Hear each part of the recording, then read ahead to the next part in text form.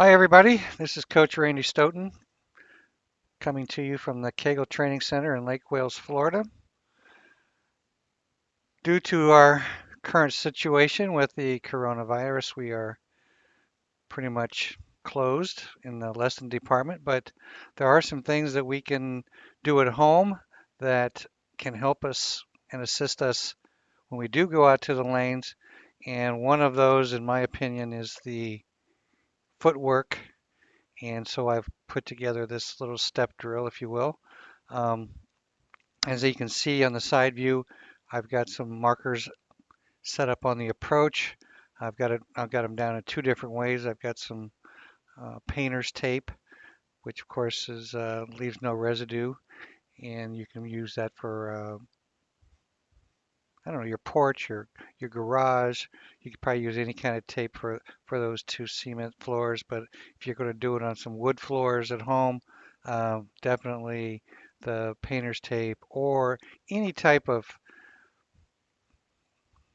marker, if you will, that you can easily put in place or move and remove with no after effects.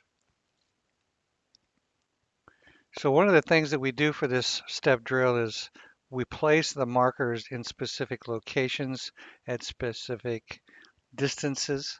And what that ends up doing is it gives us step size, it gives us step location, and those two things together produce a rhythm.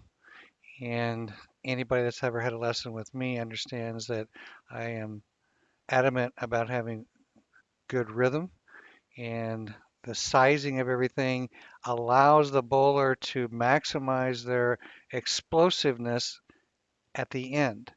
And that's the reason why the steps are set up the way that they are, and the reason why the timing that we use to get the ball into the footwork is the way that it is, so that this system will work together.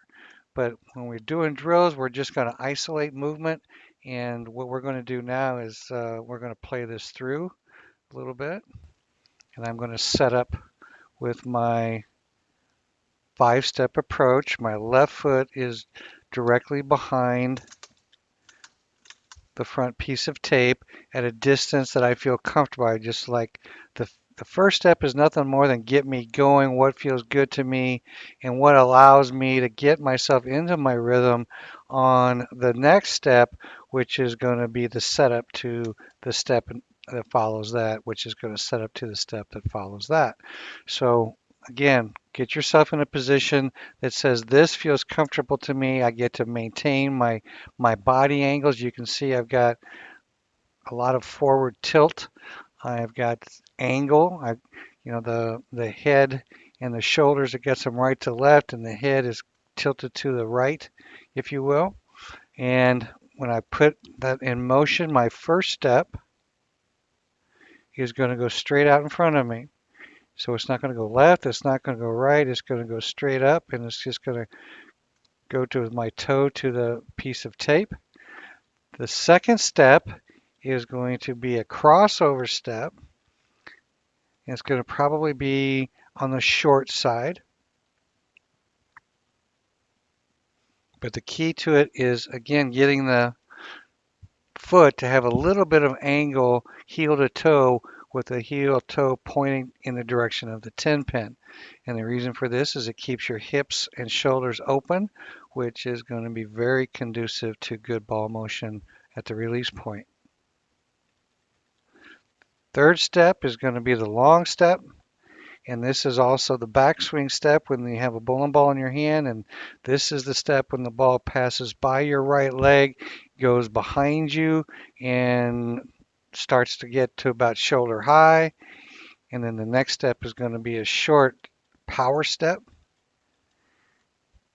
And it could be a little bit shorter than that one, to be honest with you. I'm a little bit long there,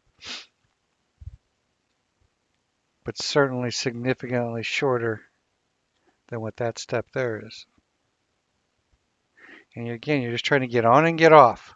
These are the two steps that I believe are the most misunderstood steps in today's power game, especially when it comes to the female side. Women have a tendency to be short here and long on 4. Try to reverse that tendency, and this drill will go a long way in helping you get comfortable in doing that, because the short slide at the finish is going to be faster if you'll do it that way, and that speed will transmit into the arm, and of course the ball will pick up on that signal as well. Okay, so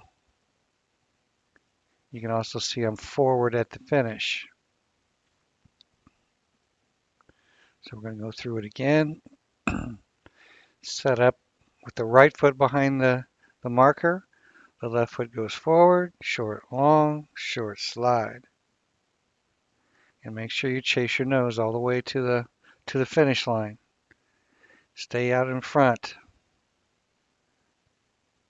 This is going to give you, again, at the end, you won't have to move through the shot. You'll already be in position, and the only thing that moves at the end is your arm.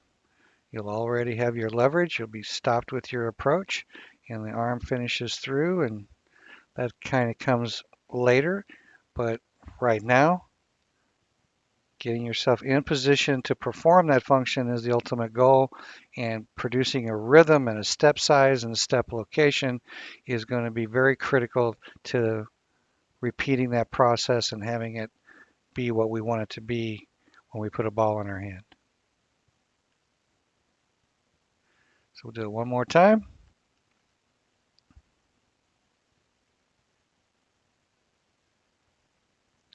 Set it behind the tape, hands behind our back. Short, short, long, short slide is the rhythm. And again, good balance at the finish. Nose across the foul line, and that's going to end up giving us projection out onto the lane when we release the ball. And that's the step drill, to give it a name. And it's one that I use regularly here at the training center, and even more specifically with my collegiate women's team. We use this drill on a weekly basis for sure, and for those that are struggling, we may use it on a daily basis. But one thing's for sure, it's going to help you get your rhythm, and it's going to help you get better with your physical game. Thanks for watching. Hope to see you all real soon at the Kegel Training Center when this coronavirus passes by. Take care.